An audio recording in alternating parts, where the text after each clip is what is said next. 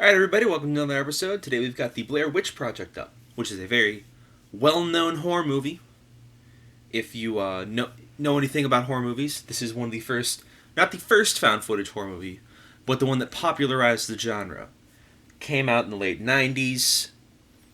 The publicity for it was much like Cloverfield, where they acted like this was a very real thing that happened. The people were never found again. I feel like it took some cues from Cannibal Holocaust, which was the first technical found footage horror movie that released in the 70s, early 80s. And that one actually got some fire because the director went to court because they thought that he'd actually killed his actors because they signed a non-disclosure agreement or some sort of contract that prevented them from being in different films for about 2 years or so, and he actually brought them out when the movie was a little more popular.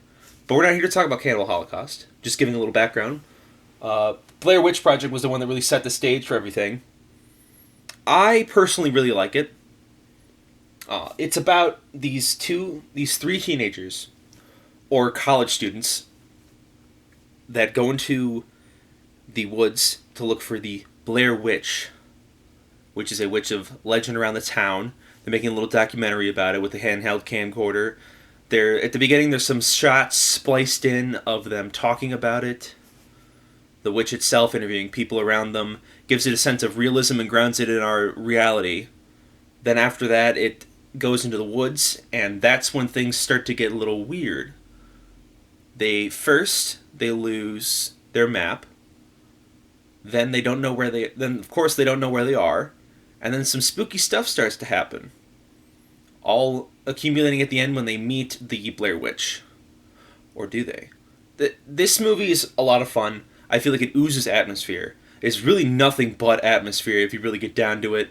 There's a lot of horror movies that are like that. Nowadays, people would say it's not as scary, but that's because the found footage market has been flooded with so many different ones. The Paranormal Activity, the Wreck remakes, the Wreck movies themselves. Which, if you haven't seen the Wreck movies, see the first one. I have not seen the second one yet, but the first one is fantastic. Very good adrenaline rush of a movie. Definitely a good watch. Other movies are, Boom.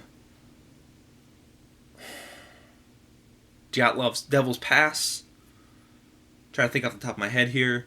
But a lot of those have kind of sullied the market in terms of like shocking found footage horror. There are a few shocking found footage horror movies that are on there that I know of. The Poughkeepsie Tapes is one. That's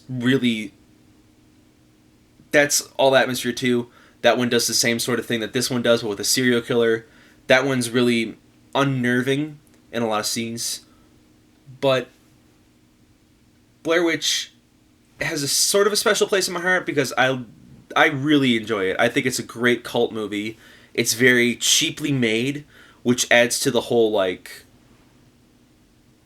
found footage aspect of it. You really feel like these kids went into the woods and they got lost, and now this has been found months later, days later. I know they made a sequel, Blair Witch 2, Book of Shadows, that treats this like a real thing that happened, which is interesting, but then it drops the found footage for some completely different story and never really addresses the Blair Witch itself, which I think is kind of hokey and dumb, but, you know, Hollywood is going to make those sorts of sequels and everything. Anyway, let's talk about the tape itself. The tape itself is in great condition. It's got the titular moment where she's saying sorry to everybody. It's got the man on the back. I really love this case because with a lot of horror movies, they had to jump off of the shelf because the horror movie genre is so... It's so expansive, especially in the 80s and 90s. They were just everywhere. So you had to make your cases look interesting, and people want to buy it. So this one has, Blair Witch Project text-centered, the face, scary as hell on the top, the woods. It's something that'll pop out at you. You'll see the bottom, you'll be like, what's going on with that? Stuff like that is really interesting.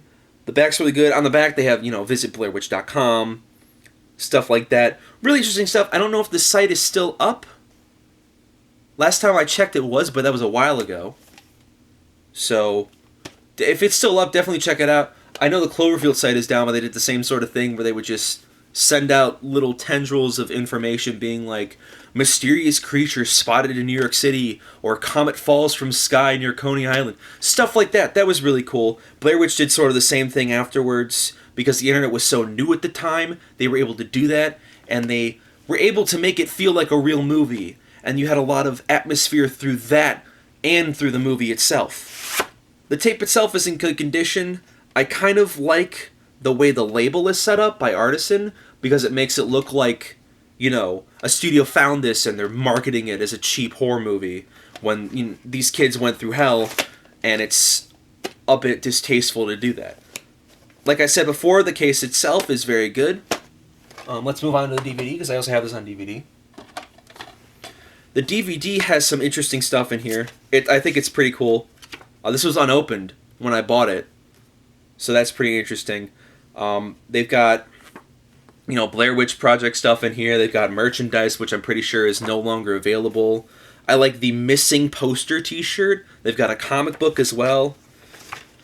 They have a little insert in here with stuff in here, the different chapter indexes. It talks about a little bit of the film. Not a lot, though. You know, and then it has other DVDs you can buy from Artisan. DVD itself is in good condition, of course. There are some special features on here. New footage, commentary, teasers. You know, again, with the Big Trouble in Little China, it talks about the interactive menus. Like, that's a big special feature or something. And no one really does that anymore. And a lot of DVD menus are just really stale, in my opinion. Because I have the Blade Runner 2049, and that one's just static screen with, like, play movie. And it's... I don't know, I kind of like the interactive menus and, like, the pizzazz they would throw at you. But I know everyone's not really into that, so I understand why they don't make it anymore. But anyway, this movie received a lot of high praise when it came out. And for good reason, because I feel like I said again, there's nothing really... It just fell.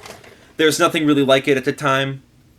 There was really nothing to compare it to, besides Cannibal Holocaust, and that was more of like a... I'm pretty sure that was banned in a lot of countries at the time, too, because of the controversy surrounding it. But there was really nothing to compare Blair Witch to in terms of filmmaking and horror and the atmosphere. Overall, it's definitely a neat time capsule of the early to late 90s in terms of horror, because a lot of the genre was stale at the time. No one really knew how to jump back into it. But this definitely refreshed it, along with stuff like Scream, and The Faculty was pretty good too. That came out after Scream. I think it was the same screenwriter, though.